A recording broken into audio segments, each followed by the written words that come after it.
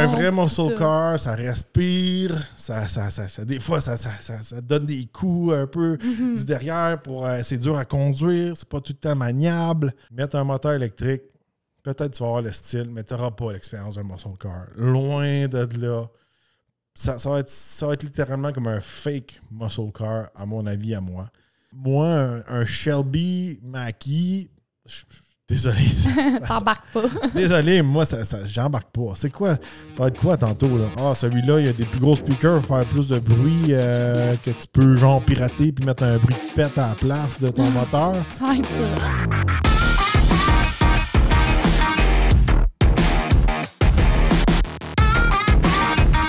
Bienvenue au Talk Podcast. Mon nom est Joe Talk. Moi, c'est Eve Thor. Aujourd'hui, on vous parle des muscle cars. Est-ce qu'ils sont en voie de disparition? Est-ce que c'est la fin pour les muscle cars avec le virement électrique, tout ça? Alors, de plus en plus, il y a plusieurs manufacturiers qui disent que c'est peut-être la fin pour certains noms, comme la Camaro, le Challenger, etc. Aujourd'hui, on vous en parle. On va vous parler aussi... ça va être quoi l'avenir de ces noms-là dans l'industrie? Puis aussi, est-ce que ça vaut la peine d'investir dans ces modèles-là? Qu'est-ce qui se passe? Est-ce qu'ils vont prendre la valeur avec le temps? Parce que si c'est vraiment les derniers vrais muscle cars, ça va être des modèles de collection. Oui. Et là, ils n'ont pas tous annoncé, ils n'ont pas fait une annonce. On arrête tel modèle. Il y en a qui sont juste restés dans le silence, d'où notre questionnement. Il y a eu aussi plusieurs renseignements qui ont un peu leaké. Toi, tu as entendu des renseignements, même de certains concessionnaires qui ont fait des commentaires. Puis là, c'est là que je veux en venir. Jules, toi, t'es quelqu'un qui est bon pour conseiller. Tu sais, on l'a vu quand tu travailles dans les salons de l'auto, tu as conseillé certains modèles à certaines personnes. Là, aujourd'hui aussi, tu vas nous faire part un peu de tes modèles, les modèles chauds, les modèles qu'il va falloir surveiller, que selon toi, ils pourraient gagner de la valeur avec le temps. Oui, regardez, chez Chevrolet, ils l'ont dit, là, les modèles 2023-2024, ça serait les derniers de la Camaro.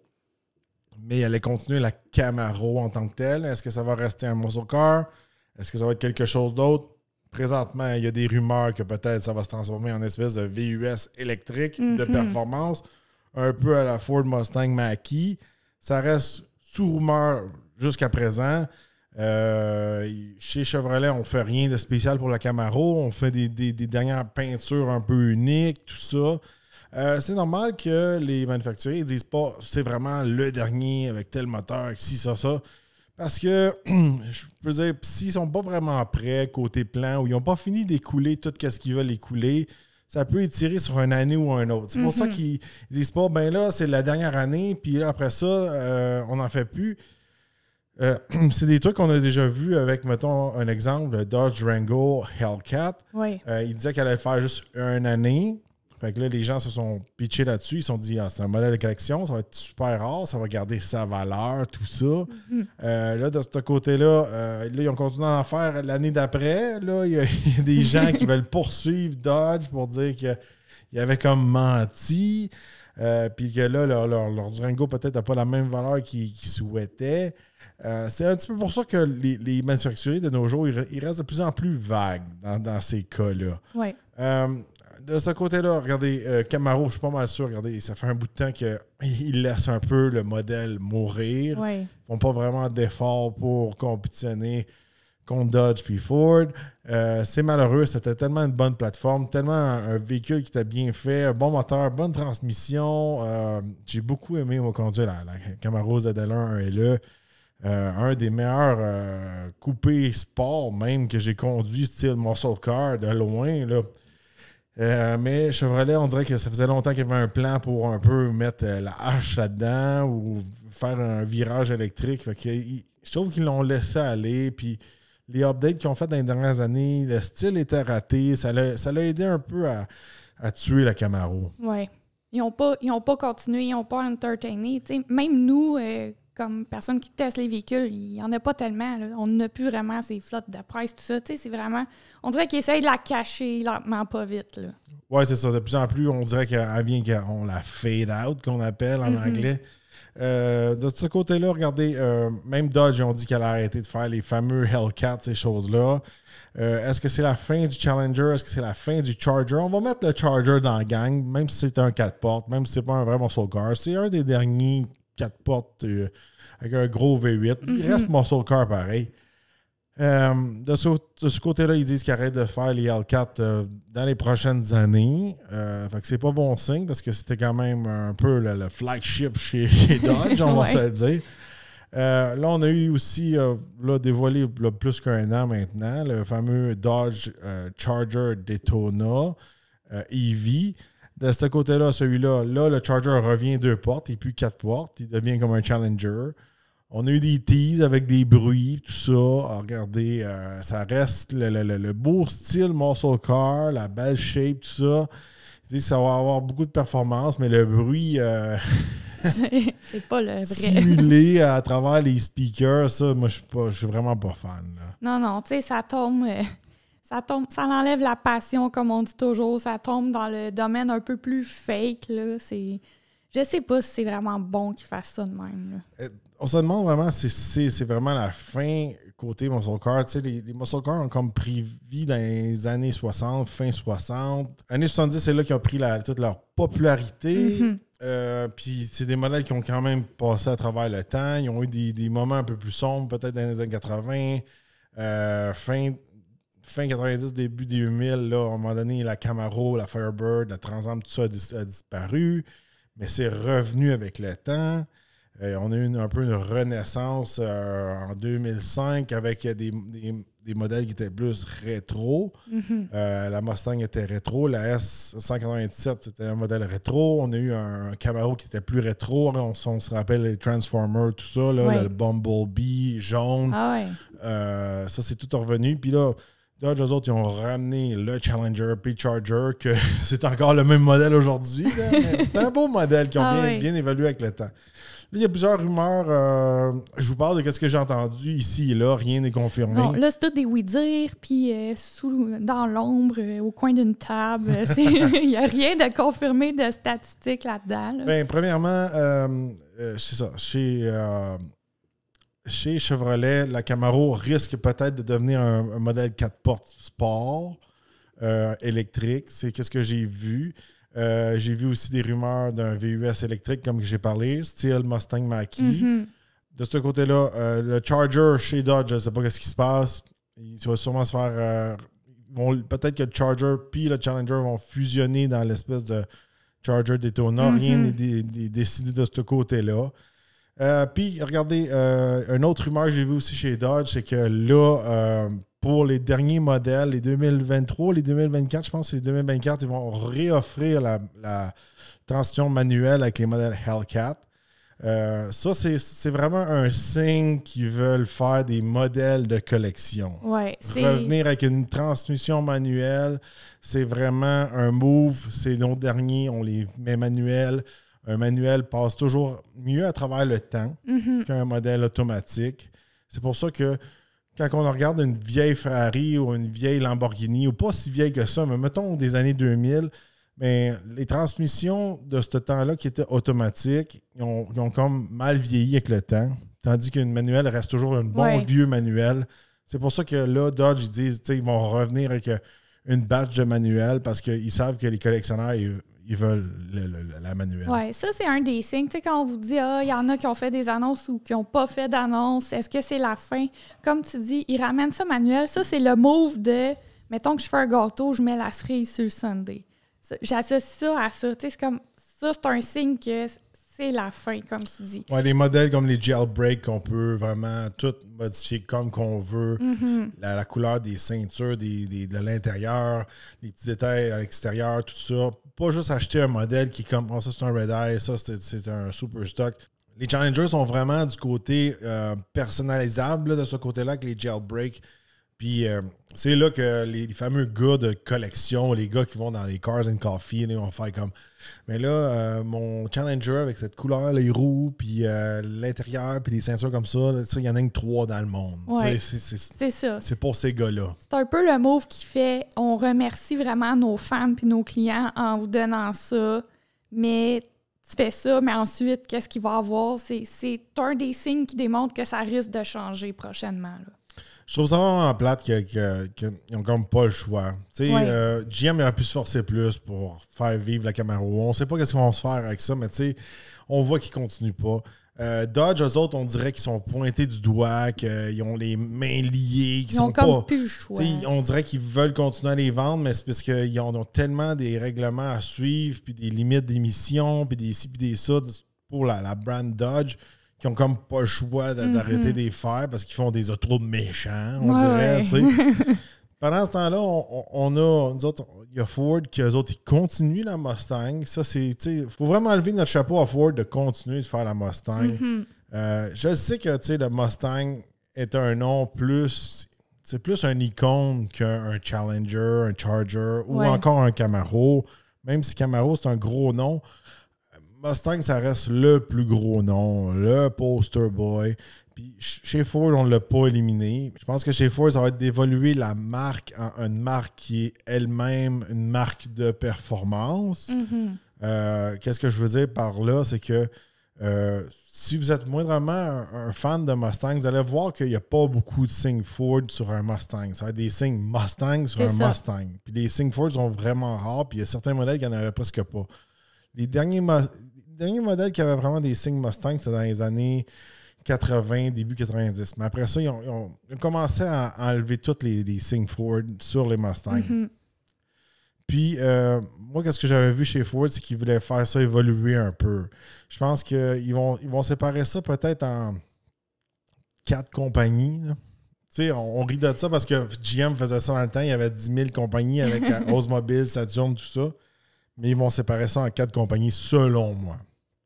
Ils appellent ça les Ford Ice. Ça va être ça. Ça, c'est les Ford qui sont toujours à combustion interne. Fait que ça c'est la compagnie qui va continuer à faire comme plein de camions, plein de VUS qui sont avec des moteurs thermiques. Il va y avoir Ford EV qui va être vraiment juste des modèles électriques. Puis il va y avoir 2 sub-brands qu'on appelle. Il va y avoir la marque Bronco, puis il va y avoir la marque Mustang. Mustang, ça va être de la performance. Bronco, ça va être une marque hors route comme Jeep. Oui, non, ça fait du sens. On dirait vraiment que le tableau que tu dépeins, c'est la direction qui est prise actuellement. Mais d'après moi, il n'y a rien qui est annoncé, mais je pense que c'est pas mal ça leur plan. Non, d'après les analyses. Mais tu sais, il faut le dire aussi, comment je peux dire? Tu sais, dans les circonstances actuelles, puis comment tu en parles, on s'entend. Tu as eu beaucoup d'expérience là-dedans. Tu as été à travers les salons d'auto, tu as assisté à plusieurs lancements, tu as assisté à plusieurs meetings avec des plus hauts placés de manufacturiers qui expliquaient le plan dans 5 ans, dans 10 ans. C'est tout ça mis ensemble, là, ça fait que... Je trouve que ça fait du sens un peu de... On parle de ça aujourd'hui pour le monde, justement, pour dire tes plans. Tout. Là, comme on le dit, il n'y a rien dans le béton. Mais selon nos statistiques, à nous, l'ordinateur interne de Jules, c'est vraiment vers là que ça s'en va. Puis, à date, je trouve que ça fait vraiment du sens. Là.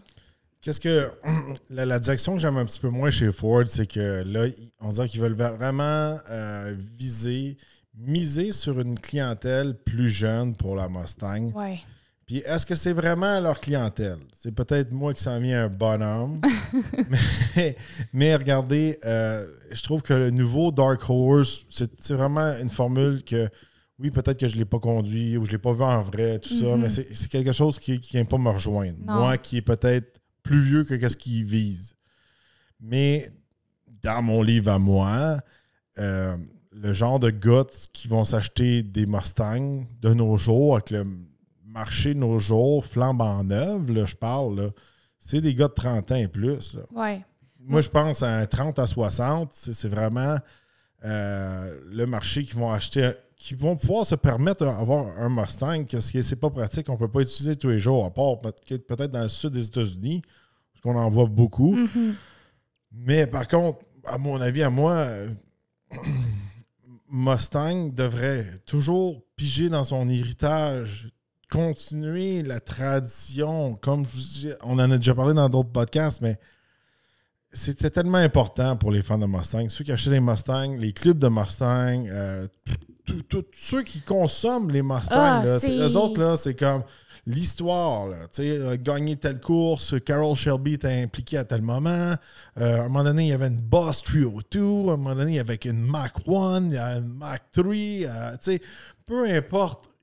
Il y a tellement d'histoires à piger dedans. Puis là, réinventer quelque chose du jour au lendemain, la Dark Horse, Je trouve que on dirait que c'est presque une formule qui vise à une clientèle de 20 ans, 25 ans et moins.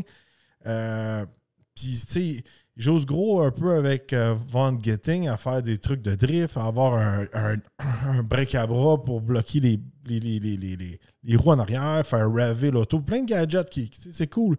Ça attire les jeunes, tout ça. Le drift, tu sais, j'ai aucun problème avec ça. Ça, je trouve que c'est une bonne stratégie de faire ça. Je pense que peut-être que je sais qu'ils font déjà des Mustang RTR avec Von Getting, tout ça, qui sont focus un peu plus sur le drift. Mais moi, je pense que j'aimerais même mieux avoir une Mustang RTR qu'une Dark Horse. Puis, tu sais, une Dark Horse, là, on va pas se le mentir, là. C'est un peu... ça va se vendre le prix à peu près d'une Mach 1. Fait qu'on parle environ, selon moi, ça va être un auto qui va coûter 75-80 000 $. Ouais.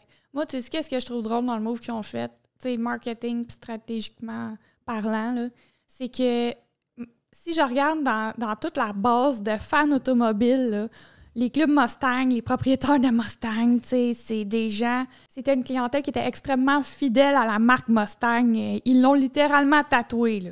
J'en ai vu plusieurs qui possèdent des Mustangs qui avaient un tatou Mustang. Moi aussi. Tu sais, c'est des gens, des hardcore fans. Là, ils possèdent cette base de clientèle-là actuellement. Puis on dirait justement ce que tu dis, ils se sont totalement détournés de ça pour aller chercher des plus jeunes. Est-ce qu'ils vont essayer de garder les plus jeunes puis grandir avec eux pour avoir une toute nouvelle base de clientèle? Je ne sais pas qu'est-ce qu'ils font, mais il me semble le travail était déjà fait pratiquement au complet avec leur base actuelle de fans, tu comprends? Ouais. Ce qui répondait très bien encore. Là. Je sais qu'à un moment donné, ils se faisaient critiquer de faire de la bullet, puis une bullet, c'était juste comme des vieux de la vieille qui connaissaient ça. Ça, c'est correct. Tu peux retirer des noms comme la bullet. Mm-hmm. Ça commence à être vieux. Même pour nous autres, là, le film Bullet, c'est un vieux film. Mm-hmm. Fais un entre-deux. Là. Je ne sais pas, là, mais je pense vraiment, moi, là, que dans ces compagnies-là, ces choses-là, des fois, il y a des grosses transformations à l'interne. Puis là, ils emmènent des gens, des fois, de d'autres places qui sont là pour conseiller, mais ils font pas ils n'étaient pas là, mettons, il y a 20 ans dans le team Mustang. Je te donne un exemple. Là. Ou ils n'ont pas appris leur histoire Mustang. Ouais. Ils arrivent avec un tout nouveau projet, puis là, tous les gens qui sont les hardcore fans, tous sont comme... Qu'est-ce qui se passe? Mais moi, je rachète. Est-ce qu'ils vont racheter cette super Mustang-là? Je l'ai rencontré, ce problème-là, quand ils ont lancé la S550. Ça, c'est quand elle a commencé à être un peu plus ronde. Là. C'est quand on a lancé le modèle. Ça, c'est quand on a lancé le modèle en 2014. C'était en 2015. Puis c'était là, pour une des premières fois, la Mustang passait d'un live axle en arrière à une suspension indépendante en arrière. Avant ça, il n'y a pas vraiment eu d'autres Mustangs à suspension indépendante, pour l'exception de certains modèles comme la SVT Cobra. C'était un gros changement, puis tu sais, il y en a qui n'étaient pas fervents de ça. Ils étaient comme live axle, tu sais, les vrais gars de muscle car, les gars de drag, ces choses-là. Puis moi, j'étais un peu inquiète pour ces gens-là. Oui. Puis je voulais poser les bonnes questions. Puis dans le temps, la personne en chef du team Mustang est venue nous parler à la formation. Puis je posais un peu des questions là-dessus. La transition du live axle à indépendante. Puis tu voyais qu'il n'aimait pas mes questions. Oui. Puis c'était des questions qui dérangeaient, qui ça le faisait chier, puis qu'il ne voulait pas nous donner des réponses. Puis là, moi, j'étais comme... À un moment donné, j'y ai dit, puis il était hyper haut placé, ce gars-là. J'aurais pas dû peut-être le Encore une fois, Jules se met dans la boîte avec ses questions. Mais tu sais, moi, écoutez, je vais vous le dire, là... C'est pas parce que t'es Joe Blow dans une compagnie et t'es haut placé dans la compagnie que tu m'impressionnes. Je suis le même. Là. Non, moi je suis genre le pape, il chie comme tout le monde. Oui, c'est ça. Non, on se prend pas pour d'autres, puis c'est ça. Non, mais c'est parce que l'affaire qu'il y a, c'est que si t'es pas capable de répondre à mes questions, puis après ça, moi, je suis sur le plancher, puis je suis avec les gens qui achètent ces produits-là, puis je peux pas leur répondre parce que toi, tu me réponds pas. Ou tu veux que j'invente une espèce de bullshit, mais c'est pas toi qui deal avec le monde face à face. Ah ouais. Tu sais, j'ai juste demandé à ce gars-là, donne-moi une réponse pour les gens. C'est quoi le bénéfice? Est-ce que c'est plus robuste s'ils vont à la piste de drague? Puis arrête pas de me parler, oui, mais le temps alentour de la track, puis le ci, le ça, on a lapé la track plus vite. Je dis, oui, c'est beau. J'ai dit littéralement ça, c'est beau les temps de la piste. Mais je pense qu'il y a plus de monde qui font du drag avec des Mustangs qui font de la piste. Mm. Là, j'ai comme dit, est-ce que ton char va péter sa piste de drag? Parce que c'est pas la même affaire. Un live axle, c'est bien dur à péter. À comparer d'un Mustang à suspension indépendante avec les espèces de cardans. Et là, il a dû être bien de bonne humeur de ta question. Non, mais je dit, je veux savoir, parce qu'on va arriver, c'est moi qui deal avec ces questions-là, ouais. Parce que j'étais un peu le gars, genre SVT, Ford Performance, etc. Puis ils m'ont dit, il y en a qui m'ont pogné dans le fond, arrête de poser des questions, là. Tu le mets mal à l'aise. Puis qu'est-ce qu'ils ont fait? Ils m'ont consolé. Ils m'ont dit... Tatoué. Après la classe, il dit tel gars de chez Ford Racing va venir te voir. Ouais, pour que tu te calmes. Mais tu sais, il a fallu... Non, mais tu sais, c'est des questions simples. Fait que là, ils m'ont envoyé le gars de chez Ford Racing. Puis le gars de chez Ford Racing, il me dit, moi, je comprends ta question. Il dit l'autre, il dit, tu sais, il fait semblant de connaître ça un peu. Il m'a dit, on t'en faire un kit, tu vas pouvoir changer de chez Ford Racing pour renforcer pour le drag. Puis il dit, si c'est pas assez, on va avoir un autre kit que tu peux passer ton nouveau modèle de Mustang à un live axle. Il dit, on est en train de travailler là-dessus. J'ai dit, merci. Oui. J'ai dit, pourquoi l'autre n'est pas capable de me dire ça, puis il est bête avec moi? Parce qu'il ne savait pas la réponse. Il savait pas. Au lieu de juste te dire, hey, je le sais pas. Ça, mais c'est ça l'affaire. Les gens ont de la misère.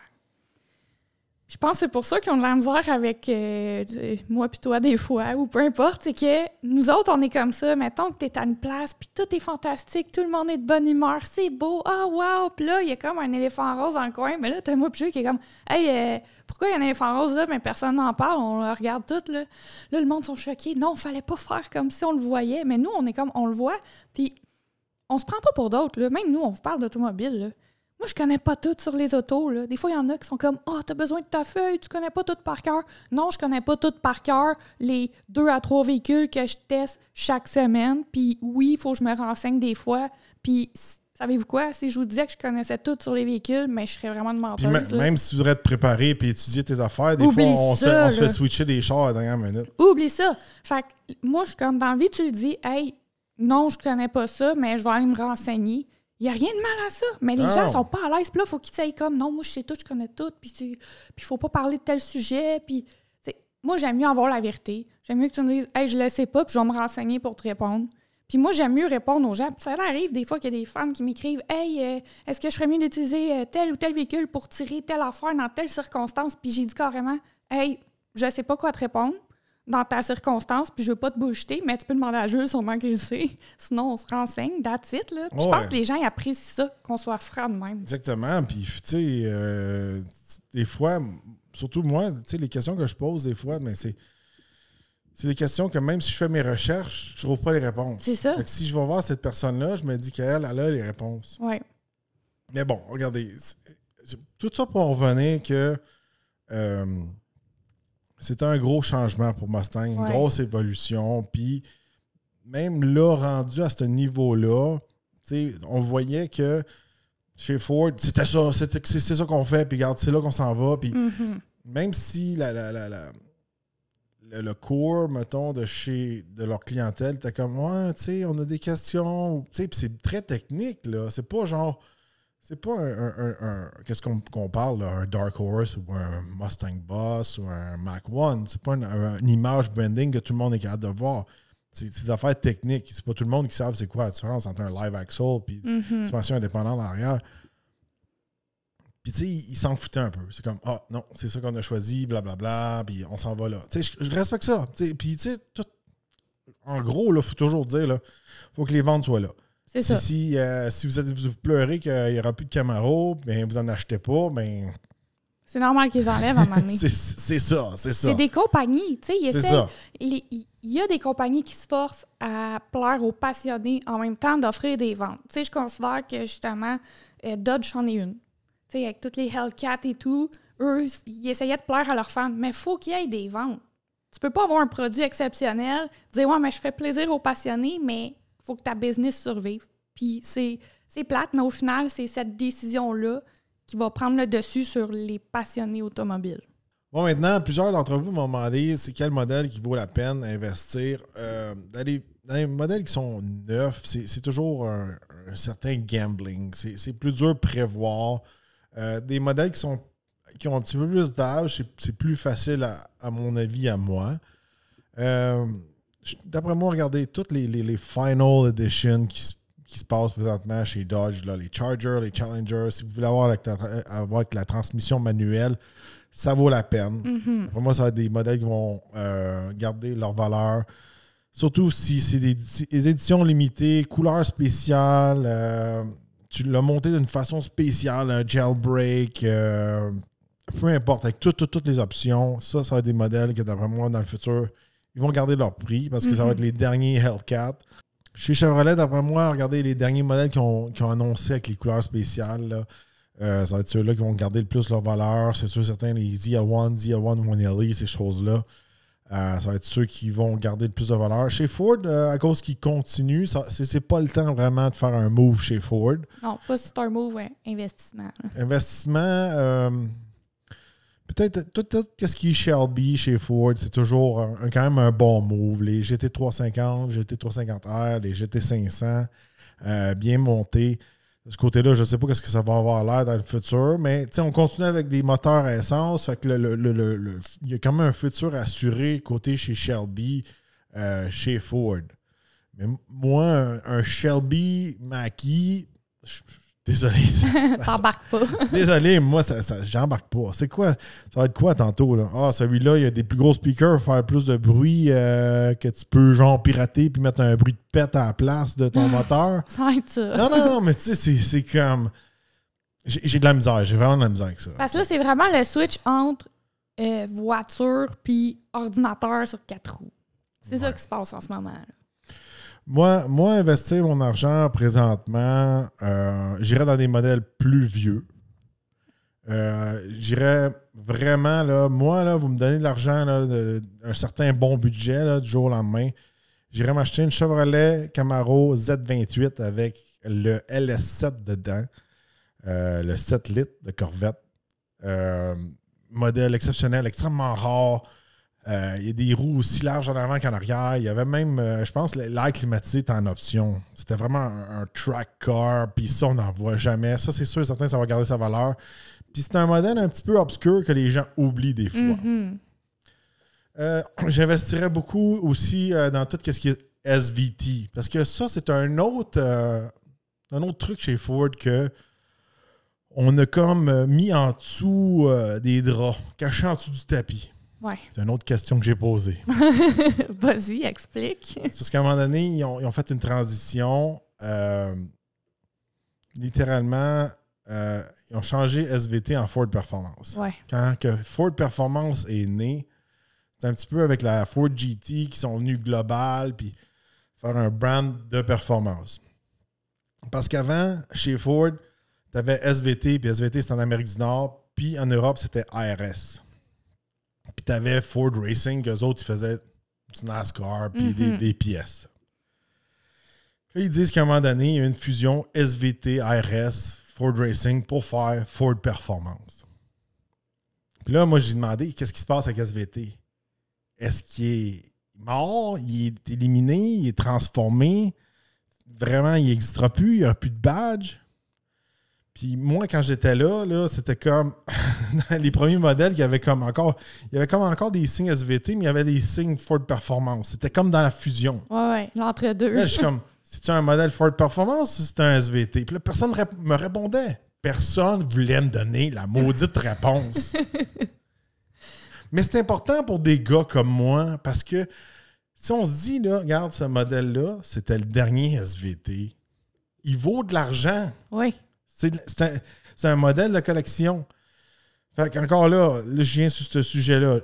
Encore aujourd'hui, regarde, ils m'ont jamais répondu. J'ai jamais eu la réponse officielle. En gros, là, ils l'ont juste comme effacé un peu à mesure. Puis à un moment donné, les petits signes SVT ont disparu. Ouais. Puis si vous avez moindrement plus que 30 ans, plus que 35, mais des SVT, c'est cool. Tu sais, un Mustang Cobra SVT, c'était le premier Hellcat.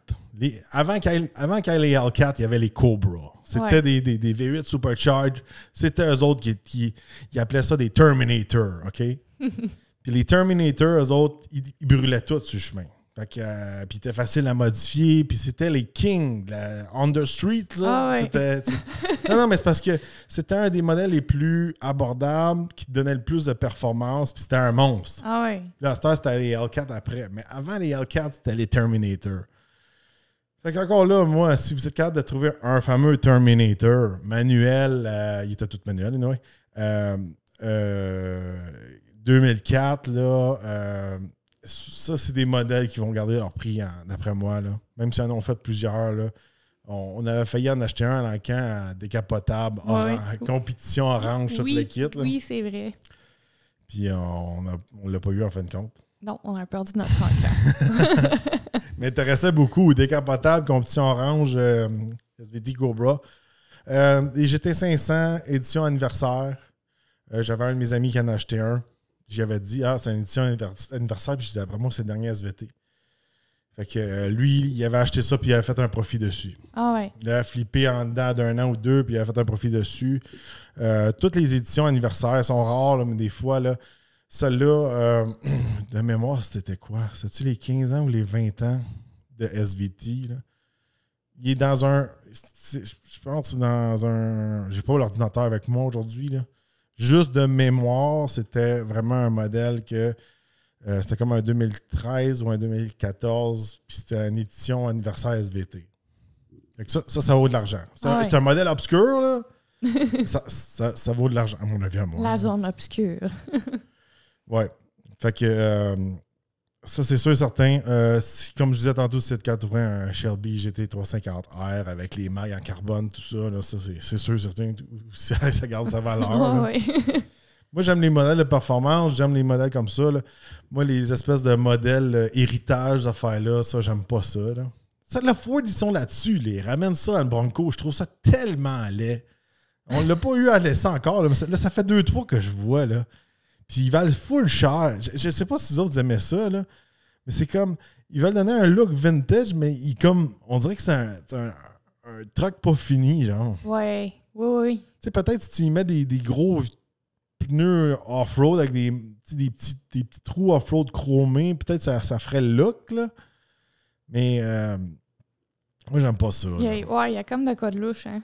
À un moment donné et tout, ils ont fait un anniversaire et tout de la Mustang, là, justement en 2015. Là.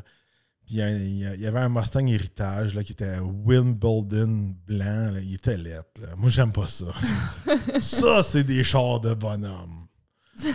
Ça, c'est des éditions. Là. Le gars, il a 70 ans. Là. Ah ouais. Ça, c'est comme quand j'étais jeune dans les années 50. Et, je veux dire 60 là, pour la Mustang. Je sais pas comment que les enfants appelleraient ça aujourd'hui, vu que moi, plutôt, on est né dans l'ancien temps. Hein. On a ça cette semaine. Moi, puis Jules, on est né dans l'ancien temps. Ouais. Moi, c'est 1989. Là, je pense que mes enfants avaient les yeux ouverts. Puis, est-ce que vous aviez des autos quand vous étiez jeune? Oui. Là, on n'était pas à ce level-là. Mais la Mustang blanche, c'est comme... c'est la même couleur qu'un 1965. Là. Ah ouais. Puis il y a des logos spéciaux dedans. Puis, tu sais, ça, c'est pas... c'est juste des patentes. T'sais. Pour rappeler la nostalgie. Puis, tu sais, c'est pas une édition ultra spéciale. Ouais. Ouais, moi aussi, je le fais comme ça un peu. Ben, I guess ça doit dépendre de votre génération des affaires-là. Peut-être. Moi, je pense qu'un gars de mon âge, il voit une Mustang Cobra Mystichrome, là. Ça s'appelle Mystichrome. Là, il fait comme, ça, c'est hot. Ça, c'était une des seules qui n'a jamais existé, quasiment. C'était une peinture caméléon. Mais ça venait de chez Ford. Oui. Ils appellent ça Mystichrome. Oui, j'ai vu ça. Puis je l'avais vu en vrai, moi. Puis... Au centre de l'auto de Toronto. Mais je l'ai déjà vu à d'autres places aussi. Là, mais tu sais, je l'avais vu dans le boot Ford. Là, ouais. Pas dans un boot genre, c'est peut-être lui qui l'a peinturé de même. Non, tu savais que ça venait de Ford. Là. Puis on était comme, ils sont... Tu sais, c'est hot que Ford fait ça. Là. Ouais. Là, dépendant de l'éclairage, des fois, il a l'air vert, des fois, il a l'air mauve, des fois, il a l'air d'une autre couleur. Des fois, il y a l'air noir. Non, ça, il y a un Mystichrome, là, c'était... C'était écœurant. c'était spécial, là. Ah ouais. Puis, ben, ça, on n'en voit plus. Là. Trouver un beau Ford F-150 SVT Lightning, là. Moi, ça c'est mon coup de cœur. Un Lightning, là. Un qui s'est pas crashé. Un qui s'est pas crashé, un qui n'a pas été modifié. Un Lightning, c'est très, très hot. Ah ouais. Tu sais, ça fait partie tellement des catégories de véhicules que, mettons que tu l'achètes accidenté, c'est sûr qu'il a été battu à mort puis qu'il est détruit. Là. C'est tout ou rien. Faut qu'il soit top shape, mais s'il est accidenté, il est fini. Moi, je m'en souviens, quand j'étais jeune, j'avais été à Granby, puis il y avait un autre showroom dans le temps. Il n'était pas à la même place, me semble.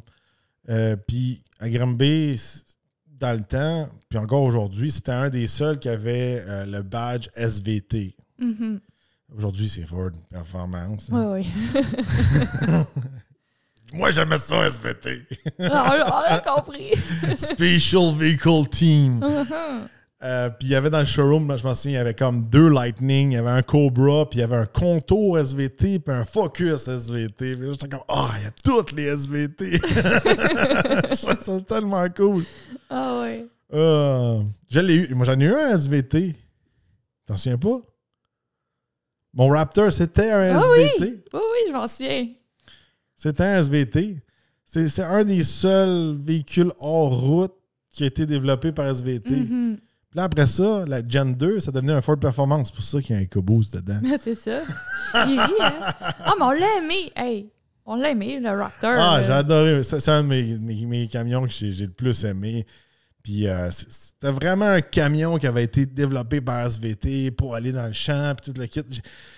J'aimais ça. J'aimais ça avoir un Raptor SVT. Puis après ça, on le voit, là. On le voit dans l'évolution juste du Raptor. Mm-hmm. C'est comme, là, ça c'est SVT. Puis là, il y a eu la transition Ford Performance. EcoBoost. Ah ouais. Tu sais, puis là, il y a eu le Raptor R là, qui est sorti, mais on dirait qu'ils sont tellement fait forcer. Puis on dirait que le nouveau team qui est là, sont comme, on va jouer, mettre un V8, là.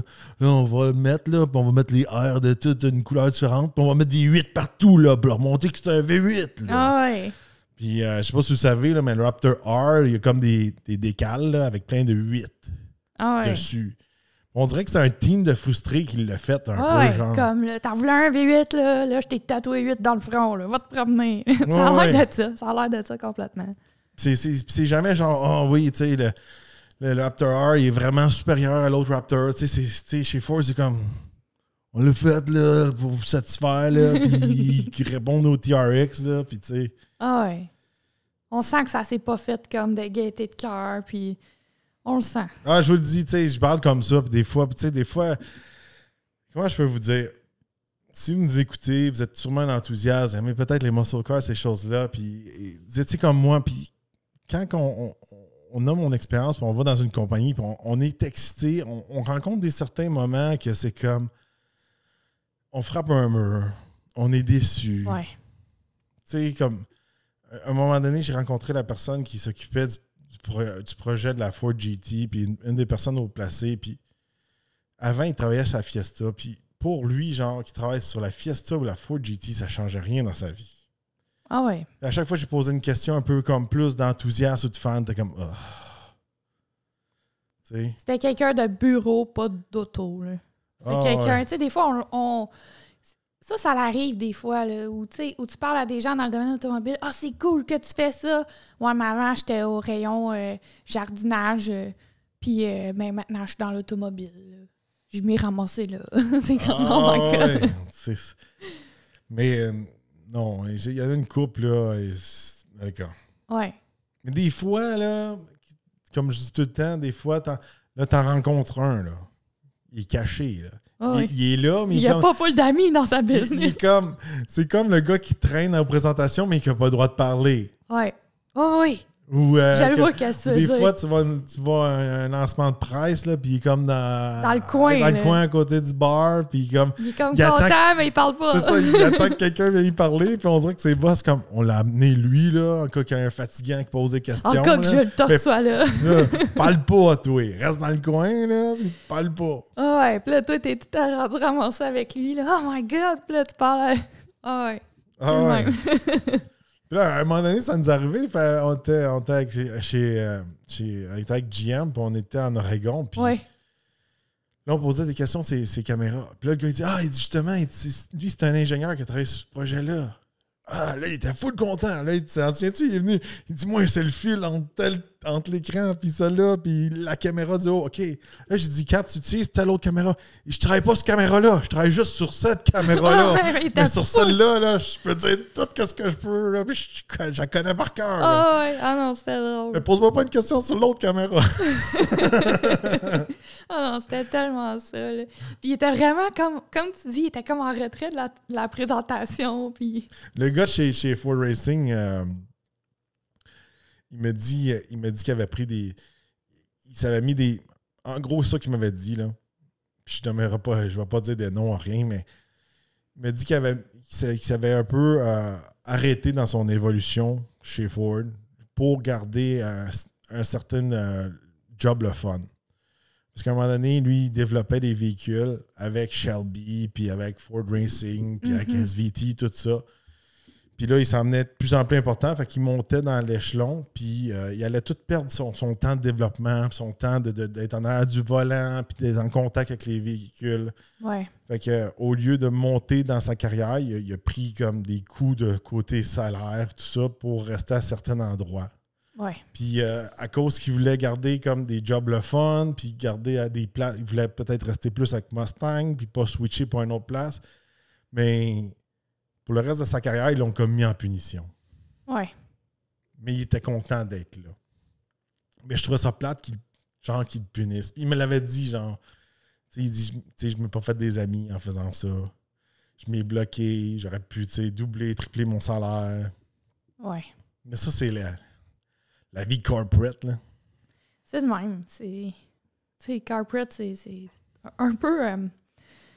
c'est un peu un monde de requins où il n'y a pas vraiment d'émotion. Puis si t'es un gros passionné, t'as des choix comme lui, justement. Qu'est-ce que tu dis? À un moment donné, tu tombes que t'as des choix déchirants. Là. Ah, puis c'est pas que ça. C'est parce que corporate, c'est à un moment donné, si tu fais bien ta job ou trop bien ta job, Il te transfère. il transfère. Ah, ben là, regarde, t'es bon, on t'envoie en Chine. Là, on t'envoie aux Philippines. On t'envoie en Inde. On t'envoie en Europe. Ouais. Là, tu étais comme moi, mais tu sais, ma famille était petite. Ah, tu veux rester avec ta famille? D'abord, tu auras juste ce poste-là. Tu penses. Ouais, oui, ils partent, là. Il y en a... Oui, mais non, mais des fois, c'est genre, c'est ta famille ou la carrière. Ouais. Mais il y en a qui entraînent leur famille, là. Oui, mais tu sais, à un moment donné... À un moment donné, est-ce que toi, tu acceptes de partir du Canada aux Philippines? Tu sais, faire... Je vais te donner un exemple. Faire un switch Québec-Toronto ou faire un switch Québec-Michigan, Québec-Arizona, OK, ouais, no big deal, là. C'est pas facile à faire, mais c'est faisable. Mm-hmm. Mais genre, Chine, Inde, etc., là, que tu changes ta culture de A à Z pour toi, puis ta famille, puis tes enfants. Ah non, c'est rough, là. Ouais, c'est rough. Toi, c'est pas si pire. Tu sais, mettons, t'es là-bas, tu loues un petit appartement pour 1 an ou 2, puis tu vas à ta job, puis tu te fais tes amis un peu en étant à ton travail, c'est pas si pire. Mais traîner tout le reste de ta famille, là, tes enfants, tu le quittes. Je sais pas. C'est pas toute la gang, souvent, qui va bien s'habituer à ça. Non, c'est ça. C'est un passé bien. Exactement. Puis, tu sais, corporate, si vous êtes un petit peu plus âgé, là, vous en souvenez dans le temps, là, à Montréal, il y avait plein de head office qui étaient basés à Montréal, puis ça a tout été déménagé à Toronto avec le temps. Ouais. Puis à cette heure, avoir des jobs haut placés, mais dans le coin de Montréal ou de Québec, c'est quasiment impossible. Non. Il faut avoir passé un labyrinthe pour justement accéder à ce job-là. Puis une fois que tu as accédé à ce job-là, mais là, tu es dans ta punition, comme je parle. Là, tu ne pourras plus monter. Parce que si tu veux rester là, il faut que tu restes là. Mais si tu veux continuer à monter, il va falloir que tu re-switches. Mm-hmm. Ah, les gars. C'est un petit peu hors sujet des muscle cars, là. Fait que, on revient à ça. Fait que, d'après moi, regardez, chez Dodge, on va virer électrique ou peut-être on va faire quelque chose avec leur fameux 6 cylindres là, qu'ils mettent dans le Jeep, là, le Grand Wagoneer. Peut-être qu'ils vont faire peut-être quelque chose avec ça. Ça, je ne sais pas. Mm-hmm. Ils ont bien annoncé que la Hellcat allait disparaître. Camaro, je suis sûr et certain qu'il va disparaître. Là. C'est 2023-2024, c'est les dernières. Ils écoulent. Là. Je pense, là, à mieux qu'ils n'ont plus de morceaux pour ça, là, ils arrêtent d'en faire. Ouais. Ils en feront pas plus. Là. Probablement. Ça, je suis certain. Puis chez Ford, ben, eux autres, il y a un bel avenir devant eux autres, là, je pense. Là. Puis je pense qu'ils vont transformer ce brand-là en brand de performance. C'est quelque chose que peut-être qu'on va retrouver chez Chevrolet, mais avec la Corvette. Il y a des grosses rumeurs que Corvette va devenir sa propre marque. Puis devenir un peu... Peut-être avoir un VUS, ces choses-là. Tu sais, vous allez me dire... c'est plate, là, les espèces de VUS sport. Puis je suis d'accord avec vous. Mais d'un autre côté, il faut voir les chiffres où ce que ceux qui ont fait cette formule-là, où ce commence à sauver des compagnies des VUS. Ouais. On regarde Porsche avec le Cayenne. Cayenne a sauvé Porsche à un moment donné. Lamborghini avec le Urus. Ils vendent plus de Urus que tout le line-up. La seule façon qu'ils peuvent continuer à faire des chars cool, c'est en faisant le VUS. C'est en faisant le VUS. Oui. C'est un peu ça qui se passe d'après moi. Fait que de plus en plus, c'est vers là qu'on s'en va. Puis tu sais, je veux finir un peu sur ce note-là. Quand on est dans un muscle car, puis tu sais, même s'ils font électrique ces affaires-là, l'expérience d'un muscle car, c'est le gros moteur, les vibrations, la propulsion, le bruit, changer les vitesses, l'allure un peu old school. Tout ça fait un muscle car. Ouais. Mettre un moteur électrique, peut-être tu vas avoir le style, mais tu n'auras pas l'expérience d'un muscle car. Loin de là. Ça va être littéralement comme un fake muscle car, à mon avis, à moi. Puis, tant qu'avoir un fake muscle car, puis avoir tous les désavantages d'un muscle car, puis éliminer presque tout le fun, bien là, c'est là que tu vas regarder. Bon, mais je peux peut-être avoir le VUS Sport qui marche autant que le muscle car, mais je peux emmener mes amis, puis je peux aller faire l'épicerie, puis je peux les utiliser 4 saisons. C'est ça. Je suis tout à fait d'accord. Regarde, t'as un qui est le vrai, puis un qui est la coquille. Je vais te donner un exemple. C'est comme, t'as 2 super belles filles, t'en as une qui est intelligente, puis l'autre, non. Ça finit... tu sais, t'as une coquille vide à un moment donné, là, tu t'en rends compte. Tu comprends? Ben, c'est pas une coquille vide. C'est juste que l'autre, elle n'aura pas d'émotion. C'est ça. Ça va être comme un robot. Exactement. C'est pas une question intelligente puis l'autre. C'est que tu vas avoir une fille qui... les deux sont belles. Il y en a une que c'est un robot qui dit tout le temps oui. Puis l'autre, des fois, elle t'ostine, puis des fois, incontente. Puis elle met du piment dans ta vie. Ben, c'est ça. Non, mais ça reste une humaine. Ah ouais. Tu gardes la passion. Un vrai muscle car, ça respire. Des fois, ça donne des coups un peu du derrière. C'est dur à conduire. C'est pas tout le temps maniable. Je pense pas qu'ils vont mettre 1000 HP puis que ça se mette à déraper de tous les coins, de tous les côtés, tout le kit. Il risque même d'être overdrive. C'est juste que oui, il va être plus rapide, oui, plus efficace, ça, mais c'est juste qu'il n'y aura pas de personnalité, il n'y aura pas d'âme. C'est ça. Puis je pense que dans un futur où ce qu'on s'en va, que ça va de plus en plus électrique, de plus en plus avec l'intelligence artificielle, ces choses-là, les gens vont rechercher de plus en plus des choses qui sont authentiques, puis une expérience de vie, et non juste un outil. C'est ça. Tu sais, moi, c'est toujours ça que je dis. C'est correct, là, avec l'intelligence artificielle, les ci, les ça, tout ça, ça s'en vient, mais il faut que ça reste des outils, pas ton mode de vie. Nous, on n'est pas des robots. À un moment donné, il faut que tu aies des interactions sociales, puis tu peux pas juste devenir un robot, là. Ça ne marchera pas à un moment donné. Exactement. Alors, dites-nous dans les commentaires qu'est-ce que vous pensez, comment vous voyez l'avenir des muscle cars. Quel est votre muscle car favori? Quel modèle vous nous suggérez que vous pensez que ça va être un bon investissement puis que ça risque de garder sa valeur ou même monter en valeur dans le futur? On aimerait ça voir vos suggestions dans les commentaires. N'oubliez pas de liker et partager la vidéo et on se retrouve dans un prochain podcast.